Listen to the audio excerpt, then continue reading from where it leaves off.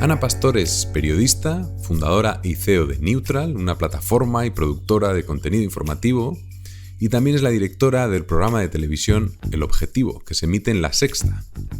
Ha trabajado en medios de comunicación importantes en España y también a nivel internacional, como la agencia EFE, la cadena SER, el periódico de Cataluña, RTV o la CNN.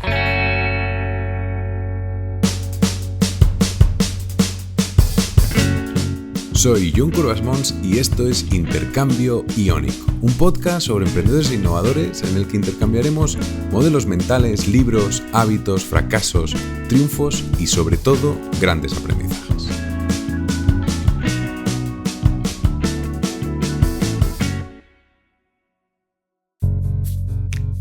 Ana, entre otros, ha entrevistado a Pedro Sánchez, a José María Aznar, Felipe González, José Luis Rodríguez Zapatero, el presidente de Irán Mahmoud Ahmadinejad, Tony Blair, la presidenta de Argentina Cristina Fernández, los entonces presidentes de Colombia Álvaro Uribe y Juan Manuel Santos y el expresidente de Ecuador Rafael Correa.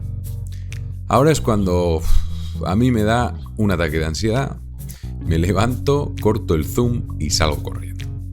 Pero no lo voy a hacer porque me ha costado muchos WhatsApps, llamadas, emails y la inestimable ayuda de Iñaki Arrola para conseguir tener a Ana Pastor delante. Así que ahora me toca dar la talla. Desde muy pequeña, a Ana ya le gustaba comprobar si lo que le decían sus padres era cierto o no. Hay una historia de un día en el que se perdió y la encontraron en una zapatería que merece la pena escuchar. Pues cuenta mi madre, bueno, ya sabes tú que las madres nos miran siempre con muy buenos ojos, pero mi madre lleva contando desde que somos muy pequeños, yo tengo otros 3 hermanos que, bueno, a la salida del colegio yo siempre salía a la vez que mi hermana, que es un poquito más mayor, ¿no? Y ella me llevaba a casa y llegó una tarde llorando sin mí y nadie entendía nada, no me encontraban, dónde está.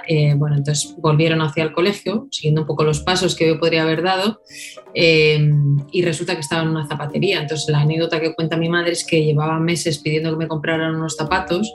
Mi madre no quería decirme que no podían comprármelos porque costaba más dinero del que mi familia se podía permitir, y entonces me dijo un día: mira, es que no hay de tu talla, ya está, cállate que no hay de tu talla. Y yo había ido a esa zapatería aquella tarde a comprobar. Y claro, según entró mi madre, ella cuenta que yo le dije: me has mentido, hay de mi talla, ¿cómo es posible que me hayas metido esa trola, ¿no? Bueno, es una broma que años después hemos ido incorporando en la familia como el primer fact-checking, pero sí, aunque bueno, ahí nunca se sabe. Los que tenemos hijos sabemos que hacemos algunas cosas que luego no tienen que ver quizá con lo que somos de mayores, ¿no? Todos tenemos, de forma consciente o no, una carrera en la sombra. Algo que nos gustaría haber sido y a veces tiene más influencia de la que pensamos. Y Ana también tiene una carrera oculta. Siempre quise ser periodista, no quise ser otra cosa. Solamente habría sido otra cosa si hubiera tenido valor. Lo he contado alguna vez, que me habría encantado ser médico o también con los años he incorporado, cuando yo digo médico me refiero al servicio sanitario. De hecho me he planteado incluso, pero creo que no valgo para ello tampoco ahora, estudiar enfermería. Tengo una relación que luego si quieres hablamos de ella para mí muy importante con ese sector específico dentro de la medicina, ¿no? Y como te decía, me hubiera encantado ser médico o algo relacionado con la medicina, pero ni tengo talento, periodismo no es una carrera tan difícil como lo es medicina o incluso enfermería, y tampoco tengo la valentía de la gente que tiene que comunicar ciertas noticias, que tiene que gestionar una frustración tan tremenda que no es hacer una buena o una mala entrevista, sino no poder salvar a un paciente. En fin, están en una situación muy, muy límite. Todos, incluso la gente que no está abriendo corazones, ¿no? Yo tengo esa vinculación con el mundo de la enfermería porque mi madre tuvo una septicemia, estuvo muy mal, a punto de morir, y fue una enfermera la que le salvó la vida simplemente porque se le había salido una vía y ella la taponó durante el tiempo hasta que llegó el médico saltando, es un poco gráfica, pero bueno, saltaba la sangre y ella taponaba la herida como si fuera la pierna de su madre, ¿no? Entonces, bueno, digamos que yo las tengo muy mitificadas, pero creo que yo no me habría recuperado de la tensión de pensar que vas a perder a esa mujer, que era mi madre, pero que podría haber sido la de cualquiera. Sí, la verdad es que es sorprendente cómo lo hacen, ¿no? Y cómo aguantan. Yo también mi madre es médico y ya no ejerce, está jubilada, pero también esa sensación de las cosas que cuenta a veces de gente, cómo ha llegado, cómo has contado la historia también a la familia. Y lo viven, a ver, tampoco es que lo vivan desde una normalidad como si fuera lo más normal del mundo, pero casi, o sea, tienen un poco son capaces como, y luego es verdad que que ella tiene una capacidad de relativizar increíble. Y hablando de madres y padres, ¿cuál es la lección más importante que has aprendido de tu madre o de tu padre? Yo creo que tiene más que ver con el esfuerzo, pero no tanto con el esfuerzo del que se habla hoy, que creo que yo soy una obsesa de aplicar el esfuerzo, no solo en mi caso, sino a mi alrededor, ¿no? Con mis hijos también. Pero nosotros venimos de una familia en la que no pudieron estudiar, ninguno de los dos. Mi madre, de hecho, es lo que se denomina una analfabeta funcional, es decir, escribe y lee con dificultad. Y sin embargo, a pesar de la falta de herramientas, digamos, que nosotros sí hemos tenido porque nos dieron una carrera y para mí eso está grabado ahí a sangre y fuego, ¿no? La oportunidad que te dan poder estudiar. Sin embargo, mi madre fue capaz de apuntarse a clases de informática para poderse conectar muchos años antes de la pandemia por las aplicaciones de entonces, que ya ni recuerdo cómo se llamaban, Zoom, etcétera, para poder ver a algunos de sus nietos cuando no estaban cerca, recibir y enviar correos electrónicos con muchas faltas de ortografía, pero lo hace, por supuesto, instalarse WhatsApp. Ella no tuvo las oportunidades que sí nos dieron a nosotros, pero se desenvuelve con una naturalidad y con unas ganas de aprender a los 82 años, que creo que es una de las mejores cosas que nos ha regalado, y es que nunca es tarde, ¿no? Y que no te puedes rendir, incluso a pesar de las dificultades que ella tuvo y que nosotros no hemos tenido. Oye, como transición, porque ahora pensaba preguntarte un poco por tus entrevistas y cómo preparas las entrevistas, pero me gustaría contarte una historia que a mí me parece una historia increíble, que la tengo ahí guardada como desde hace 2 o 3 años que la escuché, y la cuenta Cal Fussman, para explicar todo lo que puedes conseguir con una única pregunta. Cal Fussman es un periodista americano que ha estado miles de años haciendo entrevistas en Esquire, para Esquire, pero escritas, y ha entrevistado a personajes como Nelson Mandela, Muhammad Ali, Gorbachev, y la historia es la siguiente. Cal estaba en Nueva Orleans, 2008, en el lobby del hotel, preparado para entrevistar a Gorbachev, y tenían 1 hora y media, o sea, tiempo suficiente, él estaba feliz, preparado, y en ese instante recibe una llamada del publicista, que era el que organizaba la reunión, y le dice: lo siento, pero vamos a tener que acortar la entrevista. Imagínate una entrevista de este tipo que al menos, o sea, dices, pues oye, 45 minutos para que la persona se relaje, se sienta cómoda, poder sacar cosas así profundas, ¿no? Entonces Cal le pregunta: ¿cuánto tiempo tengo entonces? Y el publicista le responde: 10 minutos. Entonces, además, tenía que traducir las preguntas, claro, traducir las respuestas también a ruso, con lo que la entrevista se queda en menos de 5, ¿no? Y entonces, en ese momento entra Gorbachev, que estaba en la ciudad para hablar de abolir las armas nucleares, y Cal piensa que no puede empezar preguntando como sobre armas nucleares o sobre Reagan, ¿no? No sobre lo típico, sino que tiene que pensar algo diferente, ¿no? Y que eso va a ser lo que va a esperar Gorbachev. Y le hace la siguiente pregunta, que por cierto es la misma que te acabo de hacer, que es la de: ¿cuál es la lección más importante que has aprendido de tu padre? Y entonces Gorbachev se queda positivamente sorprendido, porque no se la esperaba, mira hacia arriba pensando y le cuenta la historia con todo detalle del día en el que su padre se fue a la Segunda Guerra Mundial, cómo llevó a toda la familia al pueblo más cercano, les compró un helado y cómo se despidió de ellos, ¿no? Y que ellos no sabían si lo volverían a ver. Y entonces en ese momento tanto Cal como Gorbachev se dan cuenta de que ese recuerdo de la infancia en el fondo es la clave para entender un poco su batalla contra las armas nucleares, contra las guerras, su acuerdo con Reagan incluso, ¿no? Entonces el publicista es el factor humano, claro. Claro, ahí está la clave. Entonces el publicista en ese momento entra, ya han pasado los 10 minutos, y entonces Gorbachev le dice: no, yo quiero hablar más con Cal. Y entonces la entrevista continuó con varias interrupciones del publicista, pero duró pues algo más de 1 hora, ¿no? Entonces consiguió a través de ese factor humano encontrar un poco ese punto, ¿no? Y entonces la conclusión de Cal es que para que una entrevista funcione, lo que dice es que primero hay que llegar al corazón, luego a la cabeza, y cuando tienes las dos ya puedes abrir una puerta al alma, ¿no? Así es como lo describe. Entonces yo quería preguntarte por tus entrevistas. Es que es una historia muy bonita. La anécdota me parece genial, además no la conocía, entonces no hay nada que más me guste que me sorprendan y me aporten algo, ¿no? No la conocía, fíjate, tan lista que soy. Pero mira, he tenido 2 sensaciones mientras te estaba escuchando, ¿no? A mí me resulta muy difícil cuando entrevisto a un político, no a otro ser humano. Yo no estoy pensando en llegarle al corazón, ni mucho menos, ni siquiera aunque tuviera Gorbachev, ¿no? No he tenido la suerte de entrevistar a Mandela, que es como mi gran frustración, ¿no? Cuando yo llegué a ser periodista, Mandela ya era muy mayor y ya no concedía entrevistas. Lo más cerca que he estado de él es de su viuda, de Graça Machel, que fue ministra en otro país africano y que, bueno, me pareció increíble. Pero llegarle al corazón a un político, primero, no es ni mi misión, ni mi objetivo, ni tengo ningún interés a ningún político. Pero sí que es verdad que, claro, el concepto de entrevistas que, por lo menos las que me gustan a mí o que yo practico, es un tiempo muy limitado, quizá no 10 minutos, aunque a veces tenemos 10 minutos, pero desde luego no tenemos 1 hora y 45 minutos ni siquiera con un presidente de gobierno. Eso, los que se sientan, porque conmigo tengo el problema que muchos políticos no se sientan o si se sientan no repiten. Entonces, bueno, tienes un tiempo determinado en el que tienes que tocar muchos temas de actualidad. Por ejemplo, si estás en campaña, pues a mí me gusta siempre meter preguntas que tengan que ver con las medidas que ellos proponen y que les ponga un poco en contradicción, ¿no? Para que las puedan explicar, pero desde la contradicción que pueda suponer para un votante con dudas, ¿no? Que siempre en las campañas eso es importante. Pero desde luego no pretendo ni que estén cómodos, yo no pretendo hacer daño, simplemente pretendo hacer preguntas. Y luego creo que es muy importante situarte en una posición de tú a tú. Nosotros no somos más, los periodistas, que un político, pero no somos menos. No vamos a hacerles la pelota, es como yo lo entiendo, ¿no? Siempre tuve un mito en el periodismo haciendo entrevistas, en concreto, que es Jeremy Paxman, que es un británico que ya se retiró y que era un auténtico salvaje. Si la gente viera esas entrevistas pensaría que yo soy una monja muy tranquila y muy, vamos, muy cuidadosa, ¿no? Y este tipo tenía una reputación, la tiene todavía, muy, muy alta, ¿no?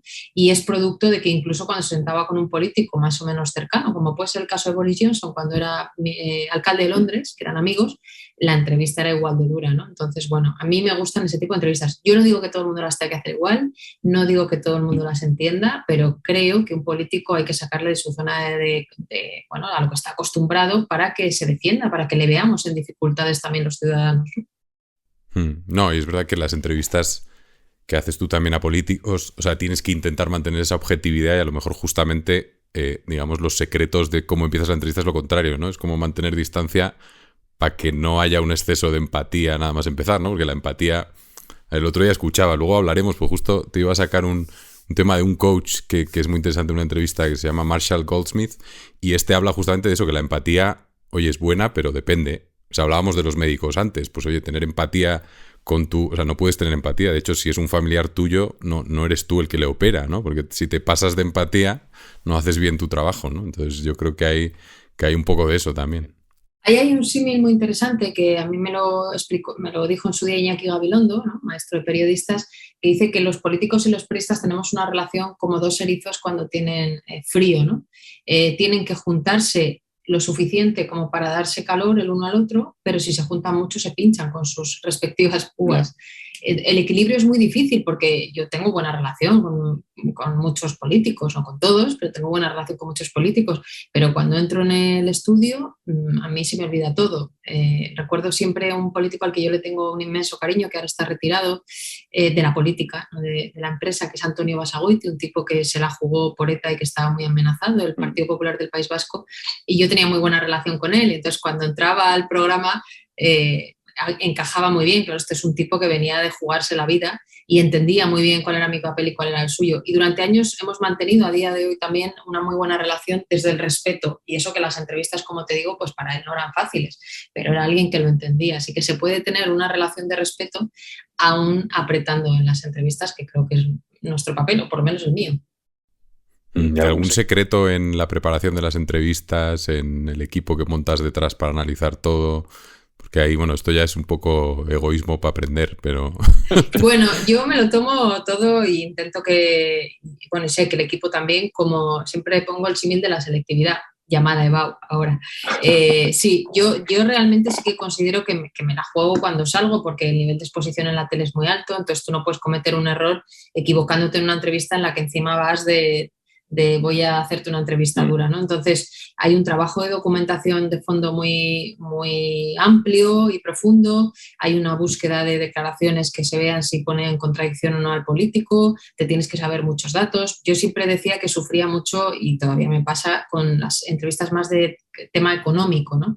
Cuando tú tienes, por ejemplo, delante, como me ha pasado a mí, a Luis de Guindos, por ponerte otro ejemplo, o a un responsable de economía, saben muchísimo más que yo, pero no solo de economía, sino del estado de las cuentas de la nación, de los recorridos que se hacen, etc. Entonces, yo tengo cierta inseguridad porque evidentemente no sé de todo, solo soy periodista y eso me exige mucho más a la hora de prepararme ese tipo de entrevistas. Pero a los periodistas nos pasa continuamente. Hemos tenido que aprender de volcanes y desde luego no somos expertos. Hemos tenido que aprender de la guerra de Ucrania, que te voy a contar de la pandemia. En fin, lo bueno que tiene esta profesión es que te obliga todo el rato a tener que aprender y por eso me gusta. Lo único que veo que se conecta con el tema sanitario que te decía es que un médico o una enfermera que se queda en hace 30 años es incapaz de realizar su trabajo. Esa gente sigue leyendo, formándose, incorporando técnicas, porque si no, no lo harían bien. Entonces, de alguna manera, a nosotros nos pasa igual. A mí me gusta porque estás obligado a aprender todo el rato. ¿Y alguna entrevista difícil, curiosa? O sea, no hace falta que sea difícil por dura, puede ser por graciosa o por curiosa. ¿Qué pasó? Bueno, me ha pasado de todo, claro. Llevo ya tantos años haciendo entrevistas. Desde voy a permitirme no decirte quién fue, pero mi hijo el pequeño cuando nació, yo hacía un programa en televisión española y solamente una vez tuve náuseas y encima fue en directo. Voy a abstenerme de decirte con quién fue. Pero me ha pasado de todo. Bueno, desde el velo de Ahmadinejad, pasando por... Mira, tengo una anécdota muy buena en positivo. Rafa Nadal, que creo que no hay que echarle ya más piropos de los que se merece, o sí, bueno, es un súper ídolo para todo el mundo, ¿no? Entonces yo he tenido la suerte de entrevistarle 2 o 3 veces. La primera vez que vino a Televisión Española y el diario El País había sacado que pagaba impuestos en el País Vasco, que le daba una fiscalidad, digamos, mejor, porque él, como sabemos, no es de allí, pero bueno, tributaba allí.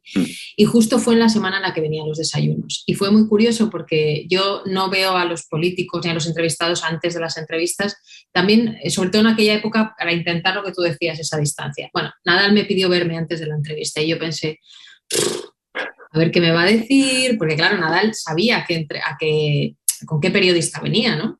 Sí, sí. Bueno, total, que yo dije, a ver, es Nadal, tampoco nos volvamos locos, no es el presidente del gobierno. Y nada, entonces fui a saludarle y atención a lo que me dijo. Me dijo, mira, yo te voy a pedir que hagas la misma entrevista que le haces a todo el mundo. Que si me tienes que sacar el tema de los impuestos me lo preguntes, que si me tienes que repreguntar me repreguntes y que hagas exactamente lo mismo que haces, que yo he venido a esta entrevista sabiendo quién eres. Y yo dije, madre mía, en todo y también en esto, más Nadal, claro. Y además lo explicó muy bien, la gente, yo creo, la sensación que tuvo es que dio la cara. Quiero pensar que también eligió este formato porque sabía que no era un sitio en el que se iba a obviar el tema y eso habla muy bien de él. Luego tengo peores experiencias, luego tengo también a Alfonso Guerra que ni me miraba durante la entrevista y me despreció completamente como si yo no existiera. Tengo mi opinión sobre el tema. Bueno, tengo también a Aznar, por ejemplo, que nunca le había entrevistado, nunca había vuelto a Televisión Española desde que había dejado de ser presidente y pensé, va a ser terrible de borde, ¿no? Y arrancó la entrevista súper amable, lo cual me obliga a mí a recolocarme también un poco porque tampoco puedes estar... ¿no? Y me ha pasado al revés, me ha pasado con Cospedal, que me recuerdo que aquella mañana acababa de aterrizar la selección española, venían de Asia de ganar no recuerdo si un mundial o una... Sí, creo que un mundial de baloncesto. Y justo estaba la señal en directo, estaban aterrizando nuestros chicos y entonces pues yo, que soy muy de básquet, lo comenté y así arranqué la entrevista, qué alegría para España y ya Cospedal estaba súper cabreada y dije, pues vamos al formato cabreo, aquí hay que... Es que eso no es fácil, claro. Luego cambian las dinámicas durante la entrevista y ya te pierdes. Oye, ¿alguna entrevista, porque hablabas de referentes, alguna concreta para poner un link y deciros tenéis que ver esta entrevista? Porque te he oído hablar de Christiane Amanpour, de la CNN, pero alguna que te acuerdes así mítica, que digas, pues esta la tenéis que ver. Pues mira, es que voy a contarte una cosa. Yo como soy una friki, cada uno de lo suyo, yo tengo un documento aquí en el iPad que se llama Grandes Entrevistas y son todas entrevistas de fuera, ¿no? Pues BBC, CNN, como decías, o sea, de un montón de periodistas, Jorge Ramos, bueno, en fin, periodistas de todo el mundo que han hecho grandes entrevistas. Entonces, luego te lo comparto si quieres, porque la verdad... Vale, pues sería guay poner el top 3 ahí en los links. Sí, hay algunas más antiguas, otras más nuevas. Hay una mítica que es la fundamental, que a mí me marcó mucho. Antes decía Paxman, entrevistó a un tipo, al líder entonces de uno de los partidos del Reino Unido, y le hizo 12 veces la misma pregunta. 12 veces. Eso yo creo que la he visto, esa. Sí. Pero mucha gente no sabe lo que pasó después. El tipo tuvo que dimitir y Paxman siguió siendo la estrella de la televisión pública, cosa que aquí no suele ser así. Te cortan la cabeza en cuanto pueden, ¿no? Pero te habla muy bien también de lo que era, no sé si es ahora, el Reino Unido en cuanto a fortaleza democrática. Sí, sí. No, la verdad es que la historia es muy buena. Oye, pues vamos a continuar entrando un poquito en Neutral. Yo, bueno, te iba a entrar aquí contándote un secreto difícil de reconocer en público, un secreto mío, que es que a mí los notarios me flipan. O sea, los notarios en el fondo me parece una de las cosas más... Porque cuando emprendes, montas una empresa y tienes que ir a hacer... Es como una especie de boda, en el fondo es como la ceremonia, ¿no? Vale que sí, que es igual de viejuno que la boda, pero al final tiene la gracia esa de, oye, esto es algo oficial, tengo que firmar. Entonces el momento ese del notario... Eso de verdad. Sí, yo entro en un notario y tengo como... Me da buen rollo. Es verdad que si piensas en las hipotecas, pues no da tanto buen rollo, pero cuando piensas en cuando vas a montar una startup o cuando has montado algunas, ¿no? Es como algo bastante importante y positivo, ¿no? Entonces era para preguntarte cómo fue el momento de que fuiste al notario a firmar y constituir Neutral. ¿Cómo viviste ese momento? Pues mira, fue súper emocionante. Primero porque yo llevaba muchos años pensando, por un lado, qué afortunada soy y un poco viendo el recorrido familiar que te decía, qué suerte, ¿no? Todas las oportunidades que se me han dado en la vida y que mucha otra gente no tiene, ¿no? Y pensaba, ya he hecho todo esto y por un lado, ¿qué quiero hacer con mi vida? Quiero ser la persona que sigue haciendo entrevistas y está muy bien. Quiero que esa sea la huella que queda o quiero hacer algo más que a la vez me permita decirme a mí misma que he devuelto parte de lo que he recibido, ¿no? Y así es como nace un poco Neutral, evidentemente también con el ánimo de no tener jefes o de no tener ciertos jefes. Bueno, yo salgo de Globo Media en un momento en el que Globo Media lo compra Media Progress. Yo no quería tener relación ni con esa empresa ni con esa persona y empiezo a pensar en la idea de crear Neutral, ¿no? Neutral es una especie al principio como de spin-off del objetivo, ¿no? Con la obsesión por los datos, con la verificación que nosotros habíamos traído este mismo equipo a España y así fue. Entonces con esa locura que se ha convertido ahora en una empresa de 80 personas, ¿no? Recuerdo muy bien la mañana que fui al notario, recuerdo muy bien quiénes estaban aquel día en el notario y recuerdo muy bien la emoción, como tú has dicho, que creo que hasta ese momento solo es comparable en mi caso, porque no hay mayor compromiso que tener hijos, que los hijos. Porque yo supe y fui muy consciente del compromiso que adquiría con un equipo de personas que cree en mí, que creía en mí y que sigue creyendo y que se vinieron conmigo. Y hablo de la gente que trabaja en Neutral, ¿no? Entonces, recuerdo perfectamente, además tengo la foto, firmando aquel documento que para mí ha sido uno de los más importantes de mi vida, sin ninguna duda. Sí, que siempre dices que eres la única socia, además, ¿no? Que es...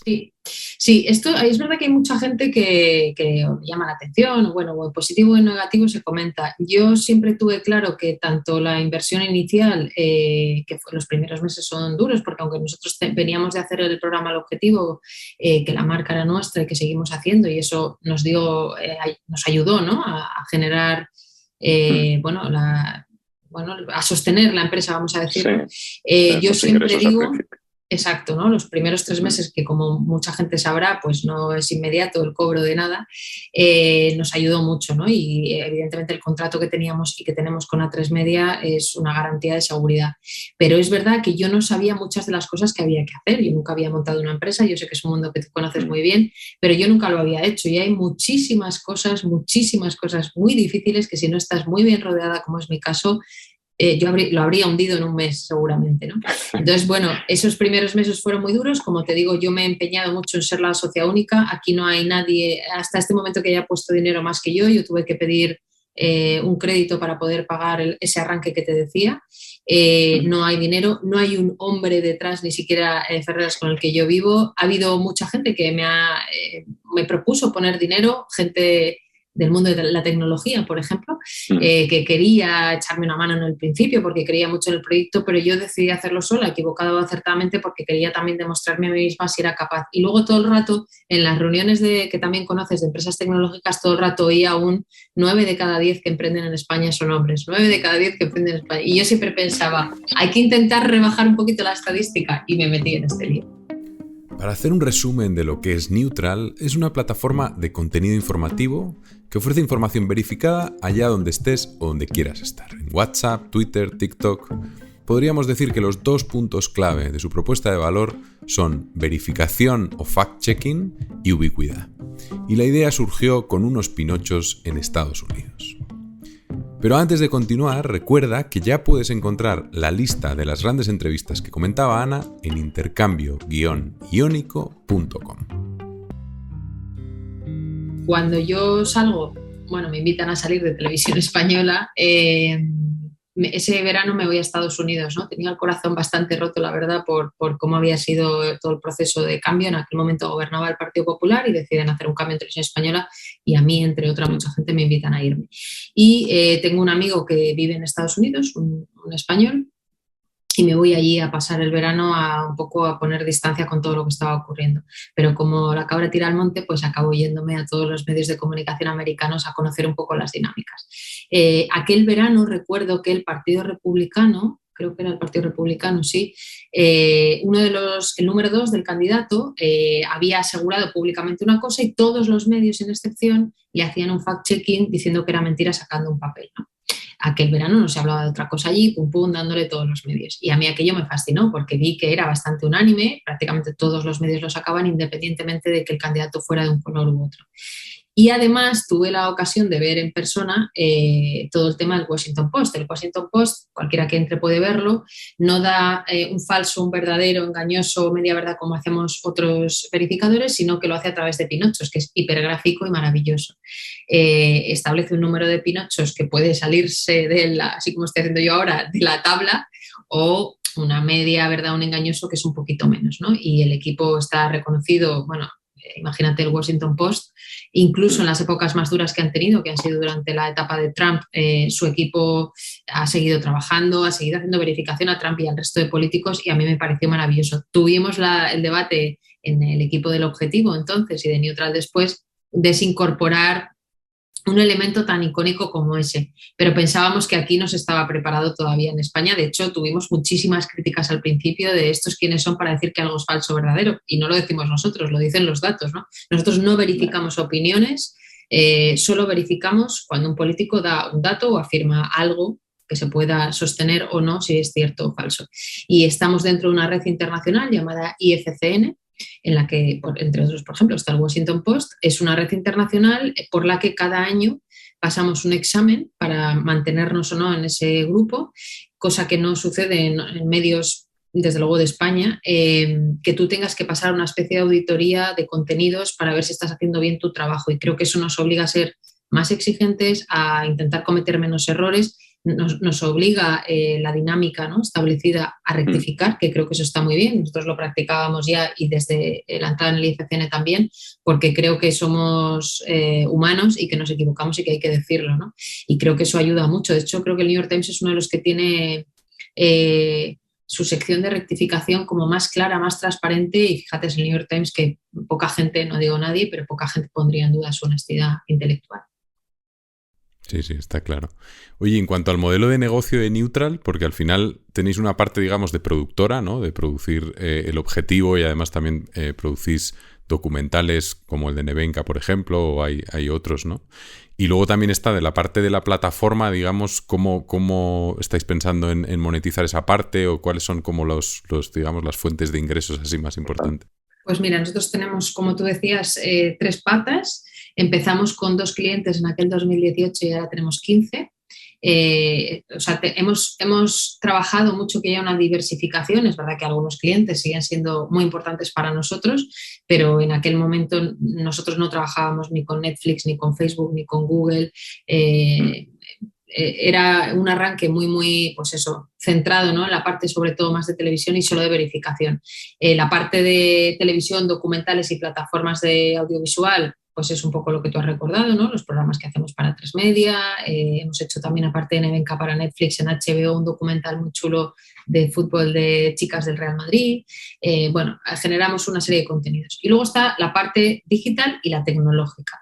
La digital, aquí está todo el contenido que tiene que ver con la verificación y ahí trabajamos con plataformas de todo tipo. Por ejemplo, somos la única empresa en España que trabaja con TikTok para la verificación dentro de su plataforma. Trabajamos también con Facebook, con Google, hemos hecho cosas para Microsoft, en fin, todas las plataformas que nos podamos imaginar que existen, ¿no? Y ahí eso es un acuerdo y ahí evidentemente nosotros hacemos un trabajo y así funcionamos. Y luego hay una parte que es la tecnológica, que es la que a mí más me gusta porque es de la que menos sé y que creo que es la que más nos diferencia de otras empresas que se puedan parecer, pues porque tengan audiovisual o porque tengan algo de digital, que es en la que todavía nos cuesta más la monetización, ¿no? Aquí hacemos una inversión importante en el equipo de ingenieros y de ingenieras de Neutral. Estamos trabajando en varios algoritmos, algunos de ellos muy centrados en el tema de la verificación. Esto es como el doping y el antidoping. Los vuelos van muy rápido, tú con la tecnología tienes que intentar ir tan rápido como van ellos y no siempre es posible y sobre todo requieres mucha inversión. Pero bueno, hemos hecho 2 o 3 productos testeados desde dentro que no sirvan solo luego para periodistas, sino que puedan servir para cualquier mortal, y es en lo que estamos trabajando. Pero de momento ahí lo que hay es inversión. Ahí no hay retorno de momento económico, pero que te voy a contar que no sepas. Pero somos unos creyentes y creo que nos viene muy bien a nosotros esos procesos. A mí me ha enseñado muchísimo. Si te digo que lo que más he aprendido es precisamente en el mundo de la tecnología, es porque de lo que menos sé, por lo tanto cualquier crecimiento ya lo noto, y porque incluso en los procesos más sencillos que te puedas imaginar del equipo de ingenieros, desde cómo son sus reuniones, son 15 minutos de pie, no pajarean como hacemos los periodistas. Creo que haces así porque tú conoces bien este mundo. Los periodistas somos todo lo contrario, todo lo contrario. Sí, me lo imagino. Y creo que es muy bonito porque esa mezcla que nosotros llamamos centauros enriquece mucho a nuestra empresa, que es muy diversa en todos los sentidos, pues en el tipo de perfiles que tenemos, en la edad, tenemos gente desde 18 hasta 65, por supuesto procedencias, familias, ideologías. Creo que es una empresa muy rica en ese sentido. Es un buen momento para hablar de liderazgo. Marshall Goldsmith es uno de los expertos en liderazgo y coaches más importantes del mundo. Ha escrito libros como What Got You Here Won't Get You There, Lo que te ha traído hasta aquí no te va a llevar hasta allí, y él define el liderazgo como trabajar con y a través de los demás para conseguir objetivos. Y la palabra clave es los demás. El liderazgo no es sobre mí, sino cómo conseguir que los demás consigan cosas.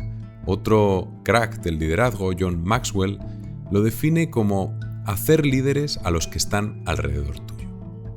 En Neutral, Ana tiene un equipo de 80 personas y con distintos perfiles: periodistas, ingenieros, investigadores, analistas de datos, centauros, que entiendo que es cuando alguien, por ejemplo, es periodista e ingeniero de datos al mismo tiempo, y ella tiene muy claro que el liderazgo está súper conectado con la capacidad para encontrar talento.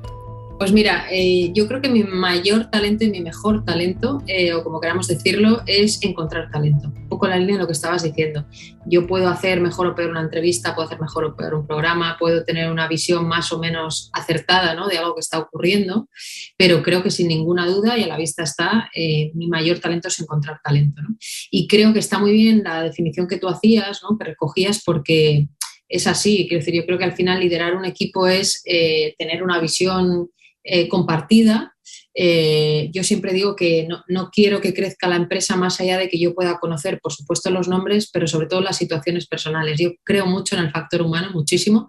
Incluso me provoca cierto desgaste emocional porque me gusta mucho estar encima de la gente del equipo cuando lo pasan mal. Somos una empresa que cree mucho en eso. Cuando alguien nos necesita, nosotros estamos. Te pongo el ejemplo de la pandemia. Nosotros decidimos no acogernos a ningún ERTE, a pesar de que teníamos aparte los equipos parados en casa, y desde luego no tocamos los sueldos, no dejamos a nadie tirado, y ese año obviamente pues no tuvimos beneficios, pero yo considero que en el fondo en algo tan vocacional o en algo tan de servicio público como lo que nosotros hacemos, esa coherencia tiene que ser hacia adentro y hacia afuera. No solo que fuera, digamos, somos los de Neutral, sino que la gente pueda compartir esa sensación dentro. Y para eso hay que estar todos los días. Yo estoy cuando me necesitan, es una empresa muy transversal en todos los sentidos, también en el físico, porque estamos en un espacio que es la fábrica de tapices, que genera ese tipo de confianzas también, y que nos podemos decir las cosas cuando acertamos y cuando nos equivocamos. Para mí eso es muy importante, saber quiénes son y saber cómo están. No digo que estemos todo el día, yo de broma les digo, no podemos estar todo el día de terapia, ¿no?, porque tenemos que hacer cosas. No, pero creo que la gente necesita, y me pasa a mí también, necesita sentirse acompañada en sus procesos vitales, y en sus procesos vitales está su trabajo, porque le dedican muchas horas y porque se lo creen mucho también, ¿no?, y están muy expuestos porque yo estoy muy expuesta, ¿no? Entonces, a mí el acompañamiento me gusta más que... O sea, creo que es una forma de liderazgo, ¿no?, el acompañamiento. Sí, ahí hay en la parte, comentabas antes, ¿no? Un poco las cosas que se hacen en las empresas tecnológicas y tal. Hay una cosa que es como, bueno, que casi es religión o obligado, ¿no? En la gestión, que es el one-on-one, que al final son reuniones. El problema es que no se hacen todo lo que se deberían hacer, pero es un one-on-one, al final es tener una reunión con una persona para no hablar del trabajo. O sea, justamente están pensadas para sacar otros temas, ¿no? Un sitio donde el día a día, bueno, sí hablas del trabajo, pero no del día a día. No tienes que hablar de lo que estás haciendo en el día, sino qué piensas del futuro, qué es lo que tú crees que puedes hacer aquí después de unos años, cuál es tu propósito principal cuando te levantas por la mañana para venir a currar y levantarte por la mañana, ¿no? Entender un poco todas esas cosas que yo creo que todo el mundo necesita al final, algo parecido a un coach o alguien que te escuche y que te... Entonces yo creo que ahí es súper importante eso, y no se hace porque se dice muchas veces, pero luego no se hace de verdad, porque se acaban convirtiendo en esas reuniones de has hecho esto, de cómo vas a hacer esto, de cómo, pero no llegas a profundizar más, ¿no? Entonces ahí hay que prepararse. A mí me encanta, perdona, me estaba acordando ahora, cuando nosotros hacemos proceso de selección también de los equipos, ¿no? Y yo participo en muchas de esas reuniones, me encanta preguntar, probablemente es un toque mío por de dónde vengo yo, me encanta preguntar a qué se dedican los padres. Nosotros tenemos muchísima gente joven, muchos millennials y centennials, a qué se dedican sus padres para entender un poco ante qué persona estoy. Y luego también siempre les digo que hagan un ejercicio cuando ya están incorporados y llevan un tiempo con nosotros, en ese uno a uno. Me gusta hacer algo que me dijo un amigo mío una vez también del mundo de la tecnología, que es la tesis del folio en blanco, ¿no? Tienes un folio en blanco, ¿qué querrías hacer aquí? ¿Qué te gustaría hacer aquí en Neutral, ¿no? Bueno, luego pues hay gente que tira para un lado, tira para otro, pero creo que son ejercicios, como tú decías, que está bien y que al final te hacen entender, ¿no? Nosotros no trabajamos con tornillos, trabajamos con personas y sobre todo trabajamos para personas, ¿no? Que son nuestra audiencia. Sí, yo creo que ahí lo del papel en blanco que dices, la idea esa de propósito, yo creo que es fundamental y que la gente no le cuesta construirla. Entonces, que alguien le ayude un poco, porque al final son propósitos personales, no es que se alineen con el propósito de la empresa, es que es tú qué propósito personal tienes para venir aquí, ¿no? Para trabajar aquí, o qué es lo que a ti te gustaría hacer, un poco es lo del papel en blanco. Y la gente no lo hace, no hace ese ejercicio y cambia mucho la idea. Hay gente a veces que el propósito es su propio equipo, que hay tan buena relación con el equipo que tu propósito es hacerlo bien para tus compañeros. Y ese es un gran propósito. Si consigues eso, el equipo funciona muy bien. Pero hay que buscar, cada uno tiene el suyo, ¿no? Vale, oye, yendo un poco más concreto a lo del liderazgo, hay una parte que siempre, no sé, a mí me parece que es muy importante, que es la parte del feedback, ¿no? De cómo das feedback y luego también cómo lo recibes, ¿no? Pero empezando con cómo das feedback, ¿tú tienes algún truco, alguna cosa que te guste hacerlo de esa manera? No sé, yo ahí de dar feedback creo que hay también como muchas teorías y muchas cosas interesantes. Pues no sé decirte... Feedback negativo me refiero, ¿eh? Muchas veces sí. El difícil es el negativo. No sé decirte si tengo una técnica concreta. Creo que hay que hacerlo y hay que hacerlo a menudo. Es decir, no puedes hacerlo una vez al año porque entonces destruyes a la persona y no es el objetivo. A mí me gusta, como te digo, tener una relación muy cercana con todo el mundo, muy cercana, muy constante en el tiempo, ¿no? De tal manera que me permite ver más la evolución de la gente. Cuando trabajas con gente muy joven, es verdad que, bueno, siempre se ha dicho, ¿no?, que los millennials, sobre todo los millennials, pero también los centennials, tienen con el tema del feedback un tema. Y yo, que creo que hay de todo, sí que es verdad que creo que necesitan más feedback. Y fíjate, eso es una cosa que por un lado me gusta, aunque te lleve más tiempo, necesitan que les digas si lo están haciendo bien o mal. Y creo que eso es una dinámica nueva, igual que es la generación que ha puesto sobre la mesa el tema de la salud mental y que creo que deberíamos estar todos muy agradecidos porque abiertamente lo cuentan, lo dicen y nos ha sumado a todos, ¿no?, a ese bienestar. Creo que también, o por lo menos con los que yo trabajo, me exigen mucho feedback. Luego hay gente que se lo toma mejor o peor. Yo hace poco, haciendo una entrevista, como estamos haciendo ahora con Calderón, el crack del básquet, bueno, estaba en la NBA, y en una conversación me preguntaba, ¿no?, porque yo siempre digo que soy una madre Merkel y soy una jefa Merkel en el sentido como de esa austeridad tan exagerada, ¿no? Y me pasa como madre y me pasa también con ellos, que soy bastante agarrada. Pero pensé durante la entrevista en añadirle un perfil en el que trabajo para combinar, ¿no? Es verdad que me gusta decir las cosas que pienso mucho al equipo, me gusta decirles, oye, esto no, estás despistado, estás despistada, o creo que en esto te estás equivocando, pero creo mucho en la filosofía, y ahí me iluminó un poco Calderón, de Phil Jackson, ¿sabes?, que es un entrenador de la NBA mítico, que combinaba esa dureza con, pues con otro tipo de técnicas, ¿no? Como me preguntabas tú, entender más al jugador, ponerte más en su piel, la empatía. Esto no lo puedes hacer todos los días, ni una cosa ni la otra, pero creo que es una combinación que ojalá fuera posible que yo encontrase ese equilibrio, pero creo que es una combinación muy buena, ¿no? Poder sentarte con alguien a decirle. Además, creo que la gente te respeta más si eres sincera y yo lo agradezco también. Yo siempre a gente le pregunto, ¿no? Lo que hago bien y lo que hago mal. Muchas veces sabes perfectamente en qué te has podido equivocar, pero te gusta que alguien te lo explique, ¿no? Para ver esos pequeños matices que te pueden ayudar también a que tu trabajo sea un poco mejor, que al fin y al cabo es para lo que estamos aquí. Sí. A veces también el cómo recibirlo, ¿no? Yo es que creo que es más difícil recibir el feedback casi que darlo, ¿no? Que darlo, sí. Y es fascinante porque yo continuamente lo comparo con cualquier tipo de relación humana, ¿no? Con los hijos, con los amigos, con las parejas.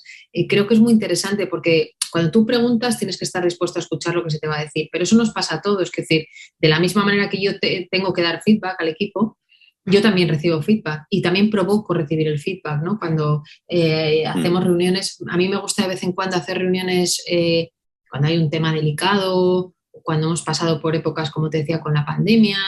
Me gusta reunir a los equipos y dedicarle tiempo solo a que puedan preguntar lo que quieran con total sinceridad, honestidad y que digan lo que piensan, ¿no? Y ahí la que más feedback recibe soy yo, porque al final te cuestionan, te retan, te dicen lo que les gusta, lo que no, en qué nos hemos equivocado. Y creo que es bueno porque ven que el feedback también es para mí. Yo tengo la misma posición que ellos, yo hago de todo en la empresa, de todo. La parte más visible se ve, pero la que no también me gusta y me gusta colocarme en esa posición empática porque yo también lo voy a recibir, ¿no? Hay una anécdota buenísima de la primera campaña de Obama. En la primera campaña de Obama, cuando todavía no era el gran candidato, tenía un equipo muy pequeño y en el equipo estaba Michelle Obama. Y él explicaba cuando recibía críticas por qué tenía a Michelle en el equipo, teniendo en cuenta la relación ¿no? la afectiva que tienen, que son marido y mujer, que era la única que le llevaba la contraria, porque cuando el mito de Obama empezó a crecer justo antes de ganar aquellas elecciones, claro, era como Dios, ¿no? Entraba en todos sitios, todo el mundo le quería, fascinaba, pero la que llegaba y le decía, vaya meeting más mal lo has hecho, era ella. Entonces él contaba, no sé si es cierto o no, que siempre necesitaba a alguien en el equipo que le diera porra, porque le colocaba en la realidad, sobre todo en momentos que estás como muy, muy arriba, ¿no? Claro, les Obama, el resto no somos así, pero creo que eso es muy interesante y a mí me gusta mucho que me lleven la contraria, en general en la vida, porque soy muy discutidora y en particular cuando trabajamos. Y creo que además de esa fricción en trabajos periodísticos, surgen mejores proyectos, porque ahí es donde realmente, puedes ampliar tu mirada. Sí, está claro. Hay que saber vivir en esas situaciones también, ¿no? No todo tiene que ser fácil. Oye, pues yendo, porque tenía aquí una apuntada que es cuando empezaste con Iñaki Gabilondo en 1999, que además te he oído decir que decías que era duro. Entonces, yo soy muy fan también de Iñaki Gabilondo y me gustaría saber qué significaba eso de duro. Pues duro, que me ha hecho llorar varias veces. Piensa que yo creo que en el 99, bueno, pues debía tener 21 años o así, acababa de acabar. Tuve la suerte de incorporarme al principio con una beca a su equipo.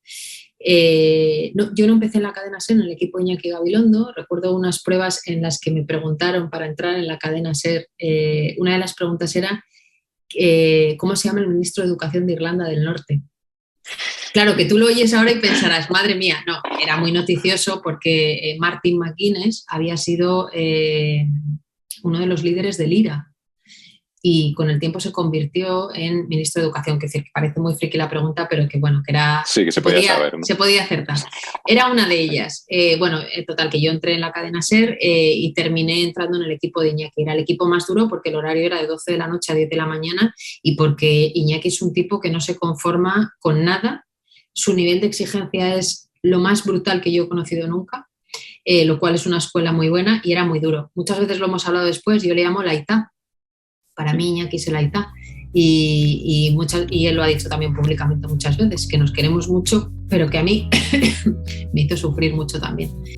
Antes de continuar, solo recordarte que si te suscribes a la newsletter de Intercambio Iónico, recibirás, además de las entrevistas, una selección con los libros y podcasts que he escuchado y leído durante el último mes. Entra en intercambio-iónico.com y suscríbete. ¿Cuál es el libro que más has regalado?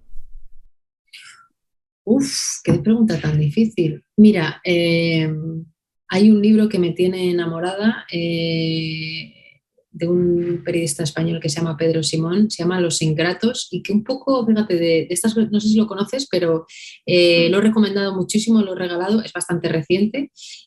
Habla un poco de lo que somos según lo que hemos vivido, un poco lo que tú me estabas diciendo antes, ¿no? Es una familia tipo española, bueno, no voy a desvelar mucho, y una persona que trabaja con ellos en la casa cuidando a los niños porque los padres no pueden. Y cómo se genera esa relación con esa persona. Y bueno, a mí el libro me ha parecido de una belleza increíble. Creo que es fácil identificarse con un montón de situaciones en la vida, ¿no? En lo que te conviertes, en lo que te quieres convertir, en lo que te acabas convirtiendo como ser humano. Pero hay un montón. Es que leo menos de lo que me gustaría, pero tengo que decirte que no leí mucho de pequeña. Mi casa no era una casa con libros. De hecho, teníamos una enciclopedia que acababa antes de la muerte de Franco. Yo nací mucho después. Entonces, cuando había que buscar, la gente no se acuerda porque había que buscar en la enciclopedia, no en Google. Entonces, cuando había que buscar algo, yo decía en mi casa, pero si es que no viene, ¿qué hago? ¿No? Entonces, tenía que buscar la manera de que alguien me ayudara. Lo que te quiero decir es que no había muchos libros. Entonces, probablemente por esa falta me considero muy atrasada en ese sentido y me gusta mucho leer y a mis hijos les gusta mucho leer también e intento compensarlo cuando puedo. Pero bueno, no siempre, con esta vida que llevo no siempre puedo, pero reconozco que me da mucha distancia, como tú decías, es muy terapéutico leer. Oye, hay otra cosa que suelo preguntar en las entrevistas que tiene que ver con momentos bajos, ¿no? Con fracasos y con... Porque yo creo que de ahí siempre se aprende un montón. Al final es casi donde más aprendes, donde más evolucionas, ¿no? Y a veces los llamo los fracasos favoritos, ¿no? ¿Cuál ha sido tu fracaso favorito? Qué bueno esto. No sé decirte, porque, joder, este es un mundo en el que yo me muevo, en el que cometo muchos errores y además son muy visibles, ¿no? Entonces, es una combinación a veces dolorosa, pero mira, recuerdo cuando, sí, porque está muy a la vista de todo el mundo, ¿no? Yo me equivoco, por ejemplo, en directo en una entrevista y tengo a cientos de personas en redes, que yo creo que eso también está bien, recordándome que me he equivocado. Si lo hacen con respeto, a favor. Recuerdo cuando salí de Televisión Española, que lo he comentado antes, yo aquella tarde lloré muchísimo. A veces tengo la impresión de que doy una imagen como muy de persona muy dura, muy fría, y muy, pero lo cierto es que cuando me hacen daño me duele y cuando me golpean lo noto. Bueno, pues aquel día lo pasé muy mal por mí, por mi entorno, etc. Y recibí una llamada de alguien a quien yo quiero mucho, que conocí hace muchos años y que, bueno, le tengo en alta estima, que es Ferran Adrià, que es, bueno, en fin, para mí increíble. Y me llamó y me dijo, enhorabuena. Y yo, que estaba llorosa, hundida, digo, pero Ferran, que es que me han echado, o sea, que me han echado, que llevo matándome aquí para tal. Y me dice, a partir de ahora, el camino que viene, de verdad, hazme caso, tal y cual. Y al poco tiempo me llamó CNN.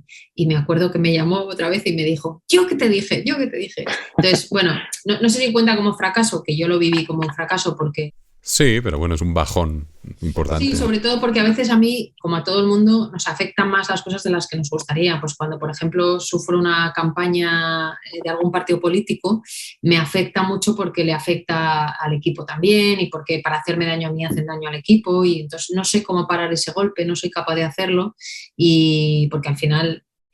agredir a alguien es muy, muy gratuito, ¿no? Por ejemplo, en redes. Pero bueno, no sé si como un fracaso así como tal. Mira, hemos tenido una experiencia que es así, que es muy concreta y que te quiero contar para que no hacer como los políticos que esquivo la respuesta. Nosotros empezamos a hacer una iniciativa que está muy bien, que se llamaba Pronóstica, que era un juego que te podías descargar y que se descargaron, me acuerdo, entre 10 y 15.000 personas. Era un juego de actualidad, un serious game. Entonces, pues te preguntaban, ¿va a derogar la ley de no sé qué el gobierno? ¿O habrá un pacto en Andalucía de no sé qué? Pero antes de darle al sí o al no, tenías que leerte una noticia. Por tanto, votabas informado, que es un poco al final la esencia, ¿no?, de una democracia, tener cuantos más datos para que tú luego votes lo que consideres. Ese proyecto, que era maravilloso y que estábamos entusiasmados, lo hemos tenido que dejar en stand-by porque llegó la pandemia y claro, no estaba el patio como para que estuviéramos preguntando cosas de ese tipo, porque estábamos muy focalizados además en que el equipo trabajara en la verificación de los bulos de la pandemia. Y no supimos terminar de construir, como sabéis bien en tecnología, un modelo que nos permitiera hacerlo sostenible, no que fuera una inversión que quitáramos de otro sitio. Y eso es uno de nuestros fracasos, pero que espero que no sea definitivo, sino que en el futuro podamos de alguna manera reavivarlo. Por ponerte un ejemplo concreto. Sí, seguro que vuelve.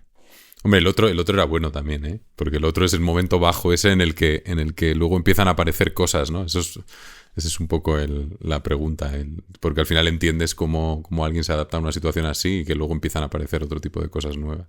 Sí, a mí además me gusta decirlo, y lo repito a quien me quiera escuchar, a mí cuando me golpean me duele. Creo que no ayuda a nada que yo esté haciendo un discurso continuo de no pasa nada. No, a mí me duele. Una vez vi un documental muy bueno de Michelle Obama, que cuenta un poco toda la historia de cómo vivió ella la llegada a la Casa Blanca, etcétera, y contaba en un momento dado una campaña contra ella de la prensa de derechas, que la llamaban desde negrata, que es el peor insulto que le pueden hacer a una persona negra, hasta mono. Y ella decía en el documental que había llorado mucho por ese tipo de comentarios y que le dolía, y que además creía que era muy pedagógico de cara a sus hijas y a las nuevas generaciones decir que le dolía, porque no hay un ser humano que aguante que le insulten de esa manera sin que le duela, ¿no? Así que a mí me gusta decirlo. No sé si hago bien o no, pero me gusta decirlo y me gusta decírselo a mi equipo, y te lo cuento a ti así para que nos escuche. No, sí. Oye, pues otra pregunta difícil. Bueno, difícil, no es tan difícil, pero si pudieras tener acceso al mejor experto o profesor de algo, al número 1 mundial que te pudiese enseñar algo, ¿qué te gustaría aprender? Qué buena pregunta, leche. Pues mira, no sé si aprender porque me siento incapacitada, pero me encantaría tener acceso, quizá más de modo entrevista, pero por egoísmo para aprender, a la creadora de la vacuna, que creo recordar que es húngara y que viene también con una historia personal increíble, que no puedes creer que haya llegado al punto al que ha llegado en su vida y que nos haya salvado a muchos la nuestra. Me encantaría, Kathleen creo que se llama ella, me encantaría, porque siempre me da mucha envidia cuando alguien tiene un talento, y en su caso es talento y mucho esfuerzo. ¿Qué podría haber hecho yo para llegar ahí, ¿no? Siempre me pregunto, ¿y por qué yo no? En este caso es muy evidente porque creo que ella es biomédica, imagínate. Pero me gustaría, por un lado, entrevistarla y por otro lado, conocerla, ¿no? Por ese acceso al conocimiento que tú dices. Pues yo creo que nos queda una pregunta solo. Primero te voy a dar las gracias porque yo creo que está siendo súper interesante. Podríamos estar todavía, 3 horas hablando de cosas. Pero la última pregunta es, ¿quién es la primera persona que te viene a la cabeza cuando escuchas la palabra éxito y por qué? Pues yo distingo entre éxito y fama, que creo que en mi mundo a veces eso se llega a confundir. Y por todo lo que te he contado y por todo lo que hemos hablado, y porque para mí tiene una presencia clave en mi vida, yo creo que el éxito de mi madre, de venir de un pueblo muy pequeño, de nacer en posguerra, de tener una onza de chocolate para 6 hermanos y que de repente tú hayas decidido entrevistarme a mí, es un éxito de mi madre, no es mío, es su éxito. Y yo cuando pienso en el éxito pienso en ella, no pienso en algo como muy deslumbrante, ¿no? Creo que es su talento para resistir y para pelear. Entonces, bueno, creo que para mí es una buena definición de éxito y que además me ayuda a centrarlo ahí, no en todo lo demás que te despista, que brilla mucho. Gracias, Ana, y gracias a ti por escuchar la entrevista. Esto ha sido Intercambio Iónico, y si te ha gustado puedes suscribirte al podcast en Apple, Spotify o en tu plataforma favorita. O mejor, cuéntaselo a tus amigos y compártelo en redes. Recuerda que si te suscribes a la newsletter en intercambio-iónico.com recibirás un email con los libros y podcasts que he escuchado y leído durante el último mes. Puedes encontrarme en Twitter en @IONCuervas con V y M al final, y un saludo muy especial para Craig Lawless en la producción del podcast.